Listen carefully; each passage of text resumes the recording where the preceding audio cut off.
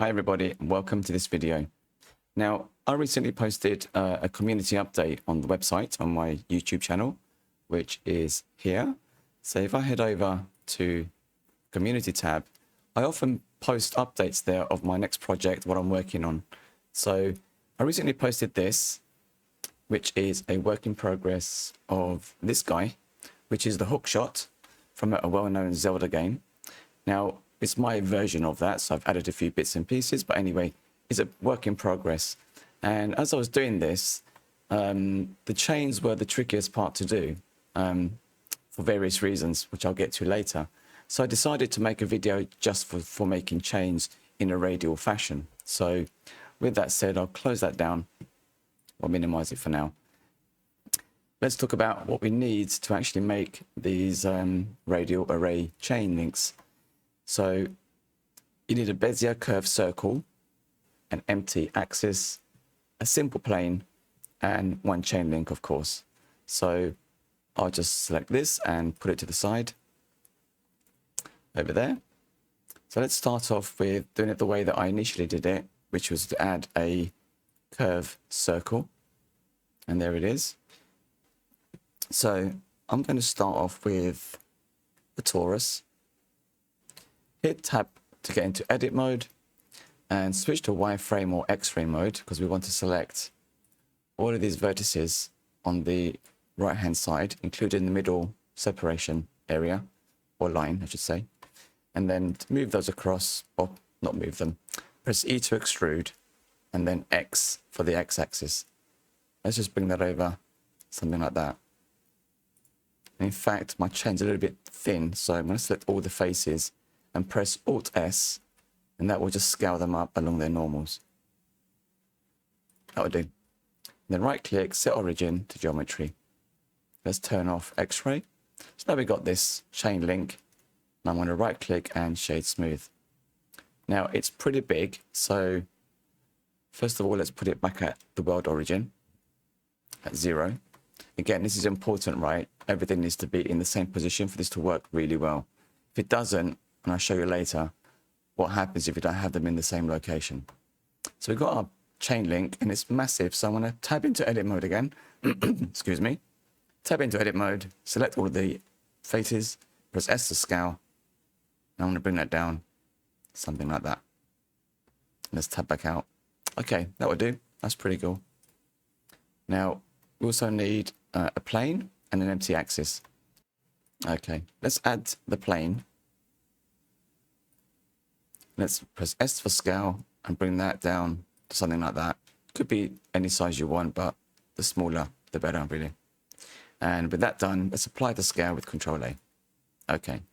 Now for this to work, and the reason we need to do this is if we add just the chain link along with an array along a curve, it will deform the chain link. There's a trick you can do where if you parent the chain link to another object, in this case, a simple plane.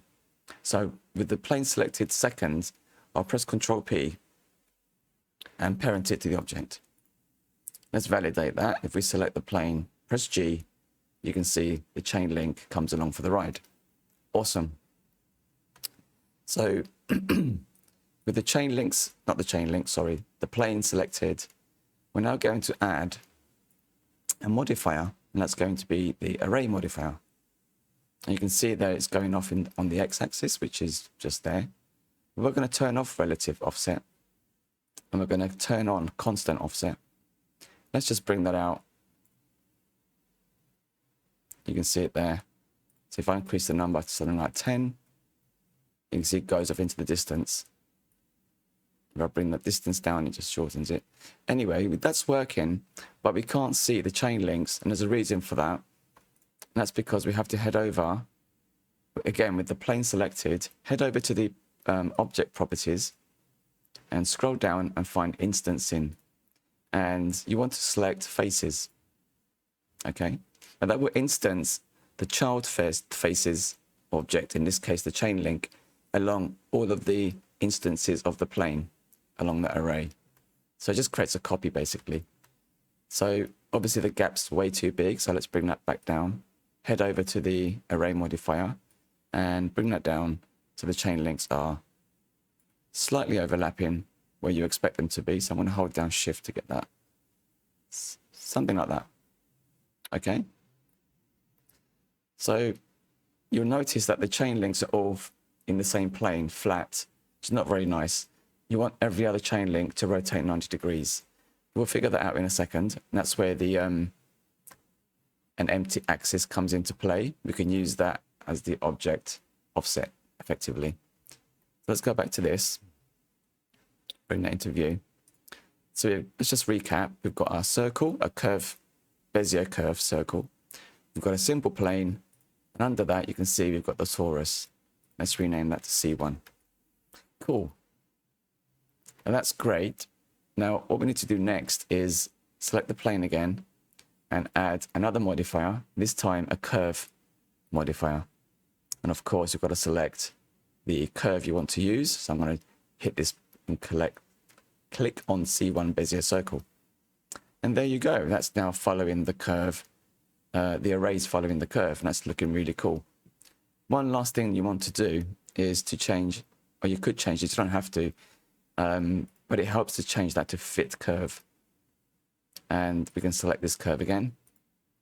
And now you have that fitting all around the curve. Regardless of how long the curve is, it'll always fit the curve. However, you notice that we've got some overlapping as well. So perhaps we can fix that by turning this down. Nope, let's make that bigger. Whoops, no, we need to overlap the other way, don't we?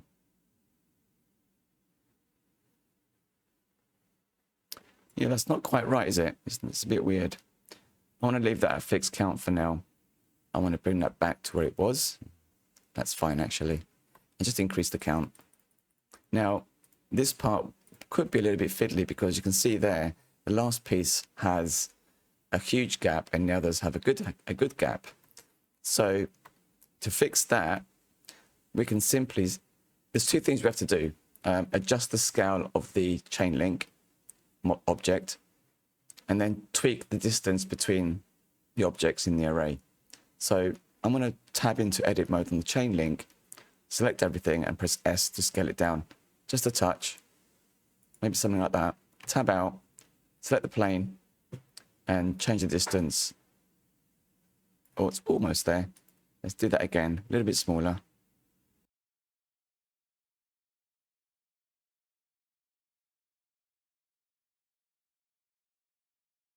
So what about the rotation of the link? Well, now we need to add an empty. So I'm going to use a plane axis. Again, all at the same location, really important. There it is. I'm going to call that, drop that into C1, which it is, and call that C1 empty. Okay, so now we go back to the plane. And in the array modifier, we select object offset. Open that up and select the axis you just added. And of course, nothing happens because the axis hasn't changed from its original position or rotation. So let's select the axis, hit rotation, get the gizmo up, and let's rotate it on one of these and see what happens. And look at that. How cool is that? So that's obviously the correct axis. If we try another axis, it goes like this, which is rather nice, but not what we want. So let's undo that. So we know it's the x-axis we want to rotate, and we'll just put in 90. There we go. You see that we've got one more here. There needs to be a link. So we need to go back to our array for the plane. If we change that to fit curve, you get this again, this overlap, which I don't like. So let's turn that down to 20, I'll do. And then we can increase the distance there. So if we do that, and I've got that horrible scale there, so I'm going to make that a little bit larger. And then select the plane and tweak the distance. So there you go. So that's a chain in a radial array on a single curve, Bezier curve circle, which is what I did in my hookshot video here. That's what I've got here. Now, as I said, I'm going to go back and change this actually for the spiral version. I think it's better. But for now, this is what I've got, and that's exactly what I've just done there, as I've just shown you here. Now, that's great, but what if you want to rotate these 90 degrees? And you could select all of everything there, and I'll just hold down the control key and rotate those 90 degrees. That works fine. But what I prefer to do, to undo that, is add another empty, and this time I'm going to add a cube.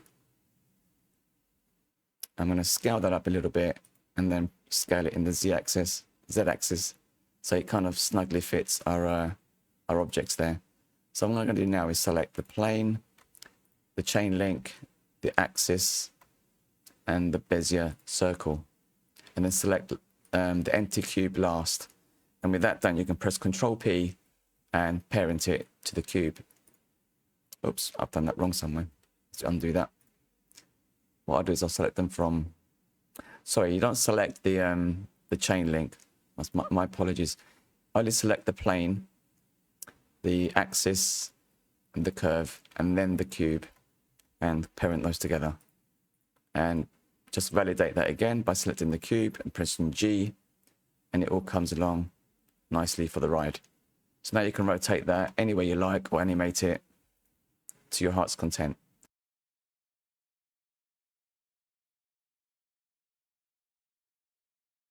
I think you may need to add, turn on one of the preferences, add-ons that come with Blender, and it's called Extra Curve, Add Curve Extra Objects, and that will give you some additional, guess what, curves.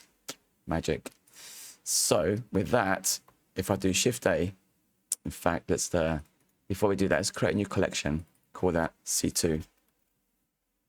The suspense. Right, let's now, with that active collection there, we can press Shift A, add a curve, and near the bottom you should see curve spirals. I'm going to select Archimedean, and in this pop-up, the options that pop up when you create that, don't click away, otherwise you lose this. We're going to make some adjustments. So, in fact, I'm in the way there. Let me just move my head out of the way. Put it there. Okay. So, what we want, Archimedean is fine. Height, we want to increase that. Let me get a better view. You can see it there. Now we have a spiral, so we've got the height there. And let's give it 3 turns. And I'm going to increase the height a little bit more so we can see the effect as we do this. Let's change that to, very important, change it to Bezier here, and then Auto for the handle type. And that's all you should need to do. It's probably a little bit too many points on this, so perhaps you should turn it down to 12. Let's go with that. Okay, that's fine. It's a bit of a kink there, but that's okay. The point is we have a spiral, so I'm going to call that C2 spiral. As before, we're going to use a chain link, use the same one from this one. So I'm going to duplicate that, shift it over to, oops, let's just leave that for a second, and let's unparent that. So Alt P, clear parent, and it throws our link over there. Let's put that to 0, and let's make sure that's 0 as well. So now we've got the spiral curve at 0, the chain link at 0, and we also need a plane. So let's add a plane. Oops, there we go. S for scale, and there you go. And Control A to apply the scale. Don't know if that makes a difference, but applying scale is always a great idea, especially when you're talking about using modifiers. So if you get really weird results, check that your scale is 111 and not anything strange. Okay, select the chain link, then the chain link, and then the plane. Control P and parent to object. And again, we can validate that that's working like so. So far, so good. Now, as before, we want to add an array modifier. We could just copy them from over here, but I'll show it again. Add an array modifier. Turn off relative. Turn on constant offset. We'll just leave that as is for now. And this time, let's select... Actually, let's leave that there. Let's put 5 or 6 there, just for now. And with the plane selected, of course, go to the object properties, instance in, turn on faces. And we have that lovely repetition going on. Cool. Let me put my head back over here. There we go. Sorry, being silly. The plane. Yeah, we've got faces turned on. And I forgot to mention it earlier. You don't want the plane to render. So just turn off the render option there. And that'll stop it from appearing in your renders. Cool. Back to the modifiers. And let's bring that distance down. So you get that slight overlap there, where the gap should be. Make that a little bit more snug. Something like that. Let's increase the count to 10. And now we want to add the curve modifier. Select the curve we created, which is the spiral. And there it goes, traveling along that lovely spiral. And now the next step again is to rotate every other link to, well, any degrees that you want. So let's add let me call that C2 plane first. My OCD is getting to me. They're terrible. There we go. That's C1 torus. Call it C2 torus. Tidying up as you go along. And let's add a empty axis and call that C2. Cool. Select the plane. Head over to the what's it called? Array modifier. Sorry, I had a brain freeze there. Select the object offset and click on the axis that we just made. As before, let's select the axis and rotate it on the X by any degrees that you like. I'm going to use 90 if I can get it. I can't. Let's just type it in. There you go.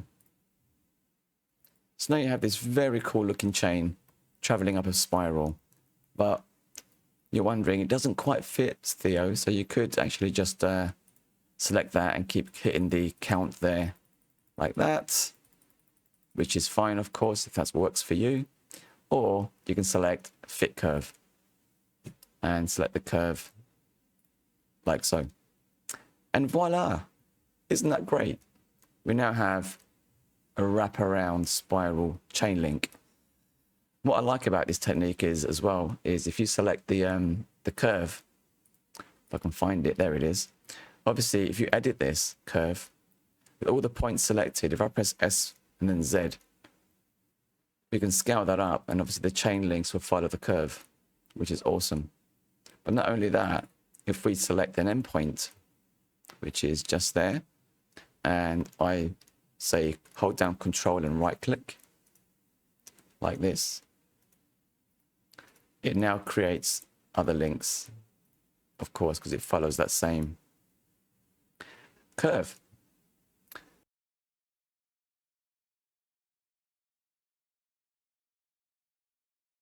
Now, it's important to note this can be tricky if you don't follow this kind of procedure, in that the plane, which we can't see, the plane, which is this now, the torus, the empty, and I guess the Bezier circle, why not, should share the same origin point, as in, should be in the same location, I should say, not origin point, in the same location. And I'll show you why. So if I select the torus link, and I go to the widget move tool, that will move everything together.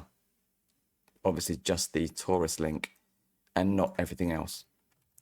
But if I select the plane and move that, everything breaks. It just disconnects. It's quite a nice effect actually, but it's not what we want for a chain. So let's undo that. If you select the empty this time and we move that, the same thing happens. It just breaks. So I'll undo that. If you select the Bezier circle and move that, that has this effect. So none of those are desirable, of course. So that's why it's really important that if you see results like that happening to you, make sure that you place the link, the plane, and everything actually in the same location, and that will work fine. So there you have it, guys.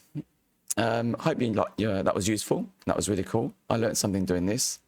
I love this technique. I think it's really cool. And you can use it for everything from like doing wiring, cables, rope, that kind of stuff. So yeah, let's leave it at that. And make sure you like and subscribe. This video is, as I say, I'm currently working on this. So give you a sneak preview while I'm here. So you can see there, I've added a very silly dial. Looks like a crocodile. Pretty much what it's based on. But I like that retro feel. So I added this dial at the back there to maybe perhaps dial in the distance of the, or the power of the shot of this hook thing. And I also put a targeting thing at the top there. And yeah, so anyway, I'll leave it there. Thanks for watching. I'll see you soon.